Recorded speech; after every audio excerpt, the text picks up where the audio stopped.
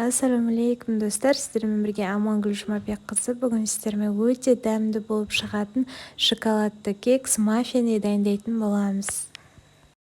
Маффиніміздің қамырына ұн, қант, айран, темный шоколад, жұмыртқа, какао, ас содасы, кофе, қопсытқыш және ванилин қажет болады.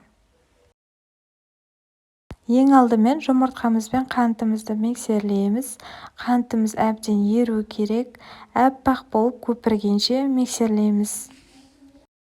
Енді үстіне қалған айранымызды және құрған ингредиенттерімізді, сары майымызды ерітілген және ұнымызды салатын боламыз. Осылардың барлығын жақсылап араластырып алып, үстіне жарты темный шоколадымызды саламыз. Видеода көрсетілмей қалған жартысын қамырымызды формаға салғаннан кейін бетіне салатын боламыз. Арнайы кондитерлік мешогымызға осы қамырымызды құйып дайындап аламыз. Енді формасын дайындайтын боламыз. Оған осындай арнайы форма қажет болады. Бұл кез келген кондитерлік дүкенде сатылады. Өте ыңғайлы. Енді қамырымызды осы формамыздың ортасына дейін құйып шығамыз барлығына.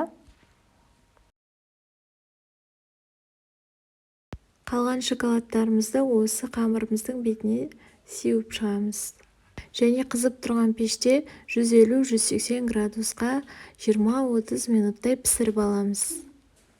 Кекстеріміз пеште әп-әдемі болып көтеріліп жатыр. Маффиніміз енді дайын болды. Енді піскенін білу үшін осындай арнайы шпажканың көмегімен салып қарайтын боламыз. Дайын болған сияқты. Енді пештен алып суығанын күтеміз. Және суығаннан кейін әдемі ыдысымызға салып отбасымызға ұсынамыз. Міне біздің шоколадты маффини кексіміз дайын болды. Өте дәмді болып шықты. Міндетті түрде жасап көріңіздер. Видеом ұнаса каналыма тіркеліп лайк басып пікір қалдыруды ұмытпаңыздар.